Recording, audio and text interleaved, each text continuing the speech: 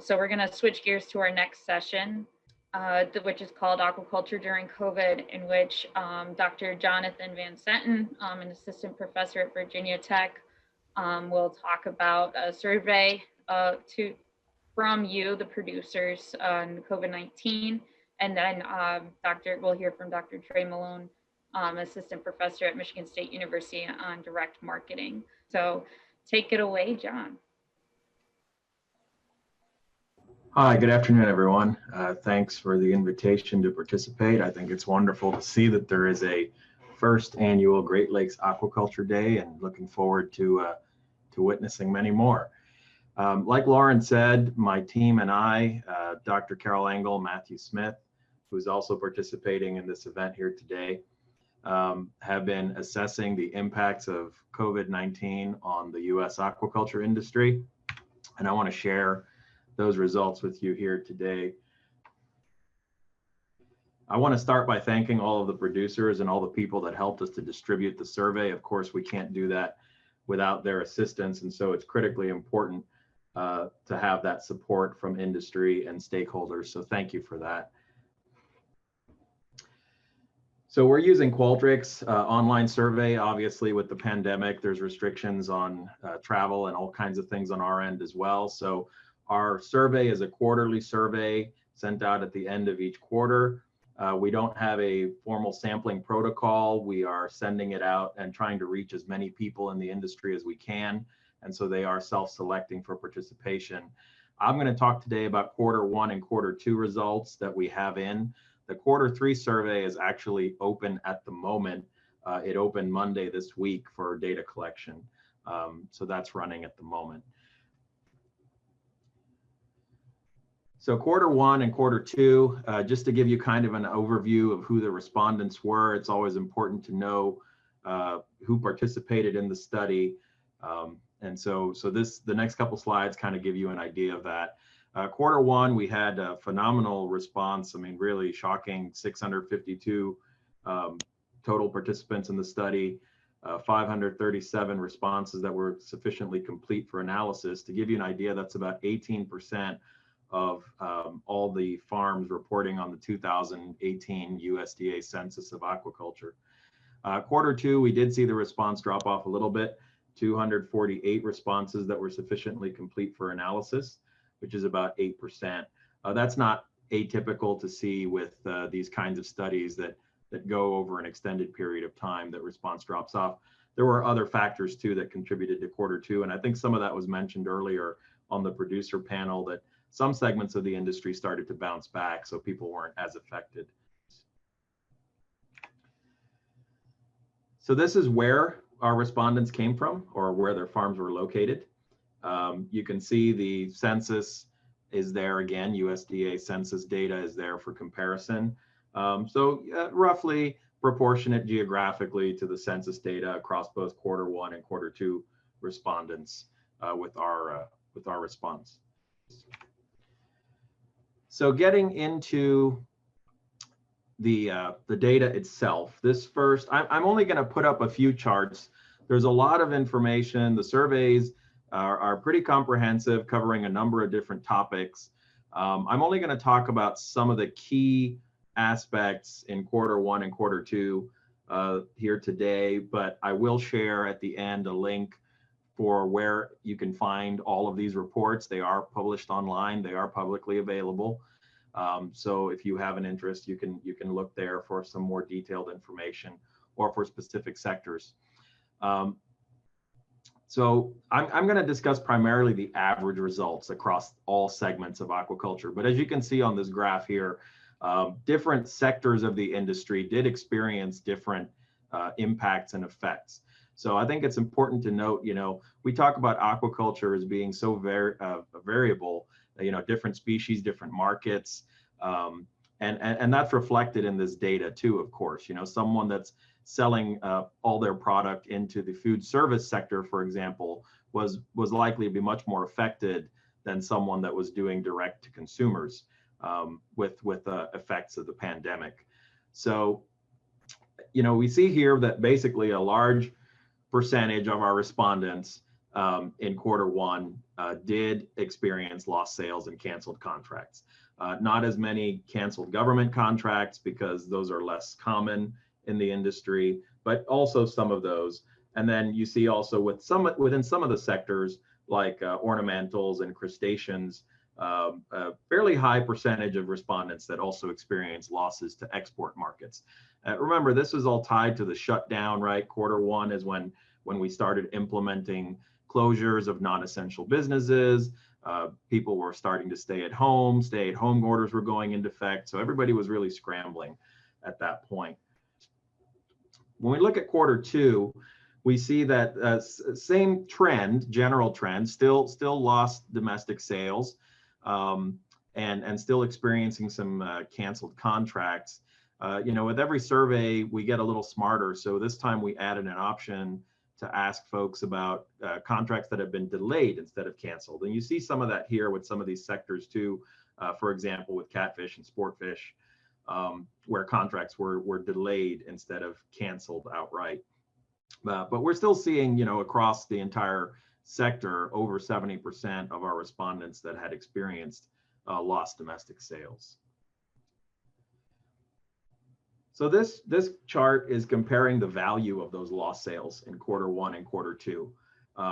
And so you can see that in both quarters, we had a little bit of non-response, but that the largest portion of our respondents had less than $25,000 in lost sales. And then few, it varied between quarters, but you can see that, for example, in quarter two, we had almost a quarter of our respondents that had lost between $100,000 and $250,000 in sales. And then a small percentage also of respondents that had lost over $1 million in sales in both quarters. So some significant losses, very significant losses for segments of the industry.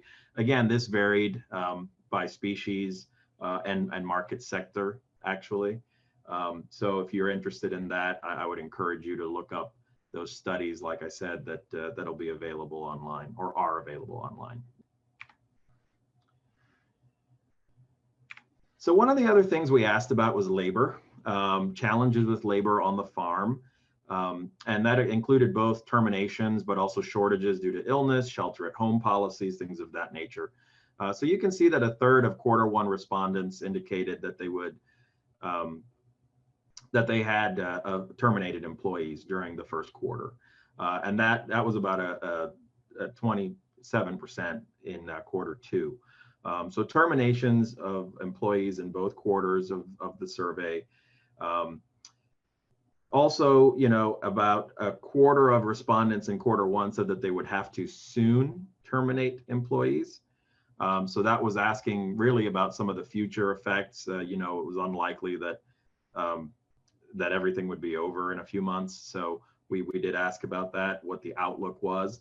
And you can see that that was about 15% of respondents in quarter two that expected that they would soon have to make those decisions.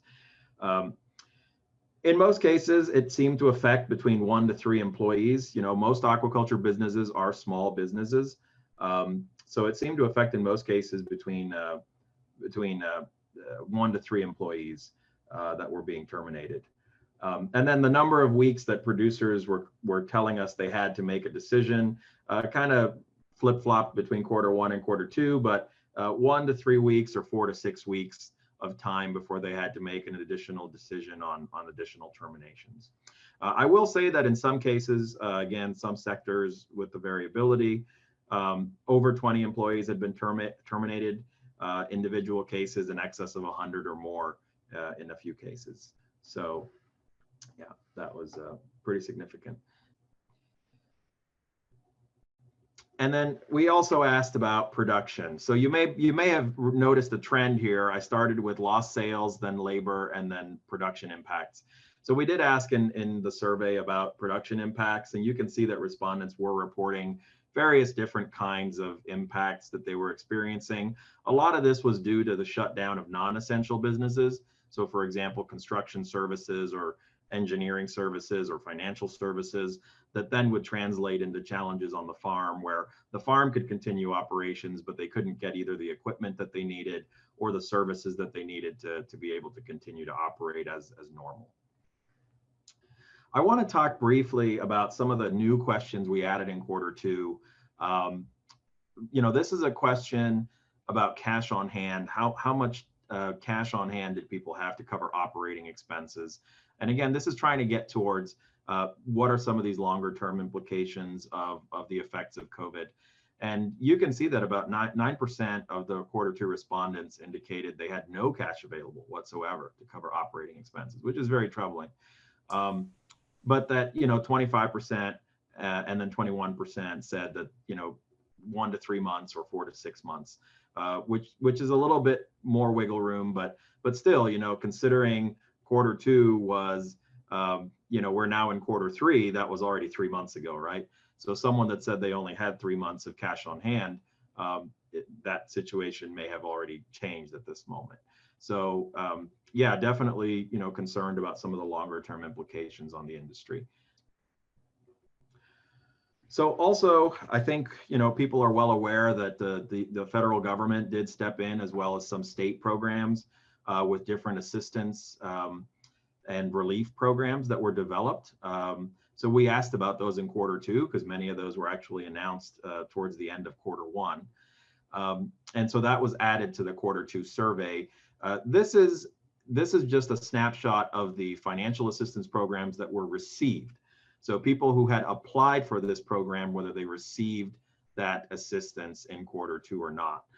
You can see very small percentage there, 5% of farms that participated reported that they had been declined, and 10%, less than 10%, reported that they had applied but not received that assistance yet. But yeah, overall, fairly high percentages of people that had applied that did get the help that they were looking for, which I think is very positive to see. So yeah, that was good to see that those programs were developed. And another thing we asked about, and they touched on this earlier in the producer panel, I thought it was really interesting to hear from the producers directly some of the adaptations that they're making in terms of marketing. But yeah, you can see here, we did ask folks if they had tried to implement a new marketing channel as a result of the pandemic and losing access to their traditional markets. And 34% of them said yes, they had, and another 10% were in the process of doing so. And so when we asked them the follow-up question about what that new marketing channel was, it was interesting to me that 70% of our respondents that had opened a new marketing channel had done so with online sales. I was also surprised to see that some people did go for home delivery. 44% decided to try home delivery services. And then, of course, curbside pickup was also a popular option, it seemed.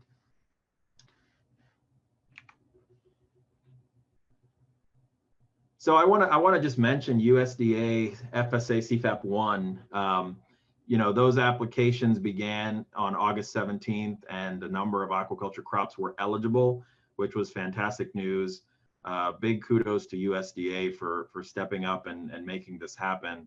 And CFAP 1 relief funds have provided much needed cash relief for aquaculture farms, and as we're seeing in we're going to see that. So Q3 survey, which is out now, is going to be able to capture some of that CFAP 1 data. Again, that was launched on Monday, October 5th. The CFAP 1 did provide some much needed relief for aquaculture data. You can track this on the USDA website. And our Q3 survey should capture that as well. And Q4 survey should capture CFAP 2 results and effects, which CFAP 2 was just announced a few weeks ago now also. So in summary, the major impacts: lost sales, labor challenges, and production challenges. And, again, aquaculture, very highly variable industry, highly diverse. So very variety of specific challenges impacting businesses because of the pandemic. The major, I guess, to be summarized in three broad categories. Again, the disruption of traditional marketing channels resulting in losses in revenue, effects on labor, and then challenges with inputs. Clearly the relief programs that were developed were beneficial to farms. You can find these reports online at this website. There's also a short editorial that we wrote. Those will be available. Those are all available online in open access.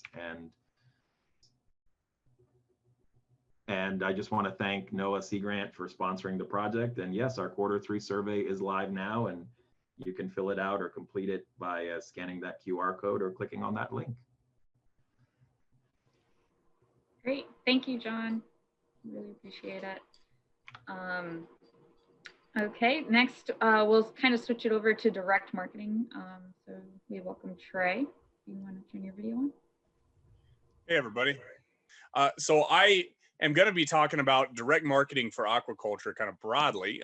But honestly, I mean, there's so much going on in the world right now. I feel like every other day there's another like terrifying revelation that's going to come out and destroy the future of the market. And so, some of the trends I think have been moving in that direction for some time. So anybody that's ever taken a marketing class have heard these like 4 P's of marketing, right? Like price, place, promotion, product. So I'm going to try to go through based on this this framework as to how to think about, this direct marketing for aquaculture specifically. Okay, so there are different strategies to pricing. I'm not going to focus too much on pricing strategies. If anybody really wants to talk about how to think through the setup for their own specific business, please feel free to reach out. I'm pretty active on social media, but also you can just send me an email or frankly, just give me a call on my cell phone and we can talk about this stuff too. My job is 50% extension and agricultural marketing. That means that I'm all over the place in the state of Michigan. So I've got a project on morel mushrooms. We've got a paper and review on egg prices, etc.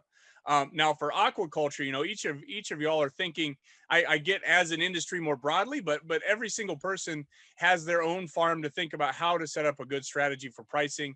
There is the strategy of penetration pricing where you start with a low price and over time you try to raise that price.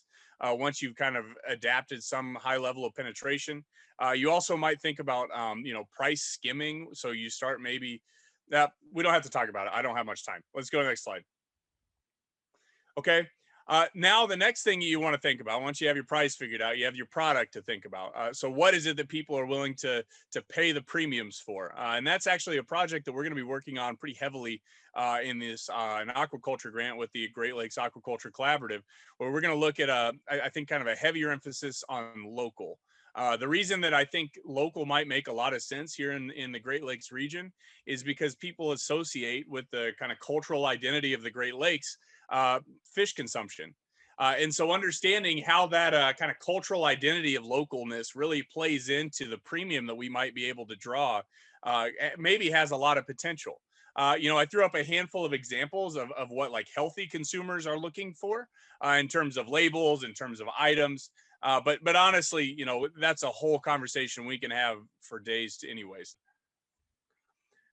Place is really what I want to be talking about for the most part.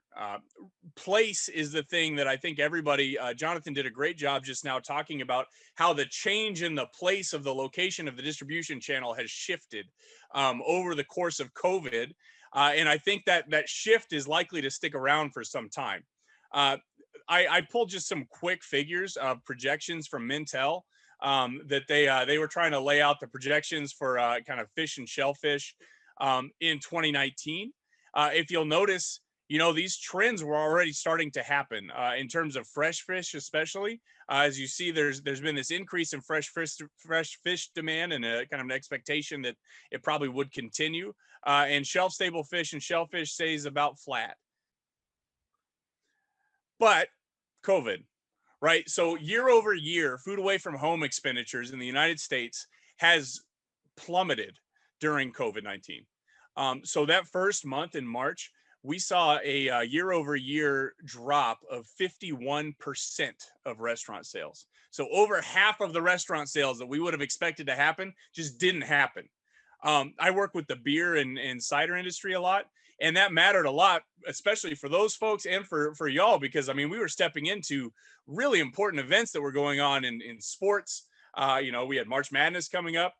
We had Lent coming up. We had a lot of different opportunities for these high level expenditures, particularly for some of these specific industries.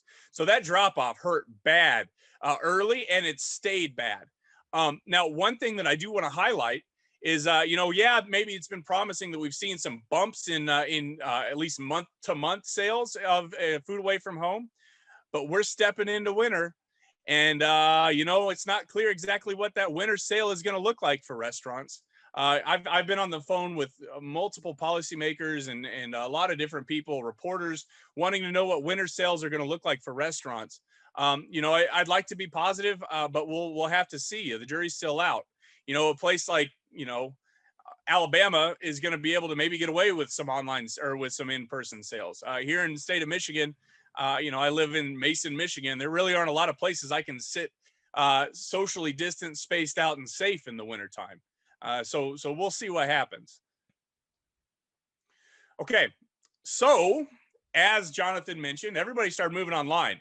But the thing is, you know, even though we all like live online at this point, a lot of us don't really know how to use online to sell things. You know, it's one thing to buy something on Amazon. It's another thing to even put something on Amazon to sell. And so the way that people interact with the internet is very different than the way they might interact with you in person, honestly. You know, shoppers are doing research. They're thinking about reviews. Americans, it doesn't matter what age group you're in. Americans are millennials, baby boomers, whatever you want to call anybody. They're shopping online way more. And that was happening before the pandemic. Now it's like the only game in town. So of course everybody is. Okay, so part of the deal is this last P. So if you're going to shift your place, you need to start thinking about how you would more accurately or effectively promote. So this is some quick data on what the cost to get, they call it impressions or eye views of 100,000 eye views. Okay, so direct mail is super expensive to do. Broadcast TV is not cheap. There's value, but like, you know, it's limited. But look at how cheap it is to be able to promote your content on social media in a way that's a lot more effectively targeted than something like maybe even direct mail, because you can know the demographics of the people you're trying to sell to. Okay, so the first step is understanding what platforms you might want to even use. So about 3/4 of Facebook users are on Facebook on a daily basis. At this point, I'm doing what they call doom scrolling. So I feel like I'm just like watching for the next crazy thing to happen. So you could maybe even say, I would almost guess roughly 3/4 of social media users are using it, I don't know, like every hour. It's crazy how much social media content I'm using. But notice the percentages and the changes that we've seen in terms of the adoption of people that are actually participating on social media. So you have a lot of opportunity here to reach people where they're at. Okay, so the reason this matters is I'm gonna walk through 4 things really fast. The first thing, online, we're all way more narcissistic. 30 to 40% of our conversations when we're having conversations with people is talking about yourself, you know, at least on average. Obviously, like, I don't know, my mom talks about herself a lot more than, but anyways, in regular conversation, it's only 30 to 40%. Online, we're doing 80% of the conversations that you have is about you, okay? This is the top 10 most popular Facebook stories on in 2014. Of those top 10, there's only one of them that is not actually about the person who clicked on the thing. Okay. And in life, I would never ask somebody, I don't know, how did you die in your past life? That's not a conversation that I have, maybe at a bar, maybe, but ultimately, like that's not a thing that we talk about regularly. But online, that's what we're looking for, because we're all super narcissistic online. Next slide is number 2. On social media, you need to play into that narcissism for your consumers. So you're really in the business of helping other people tell their story. All right. So it's not about you. It's about what your consumer is wanting to tell about themselves on social media and how you can help them do that.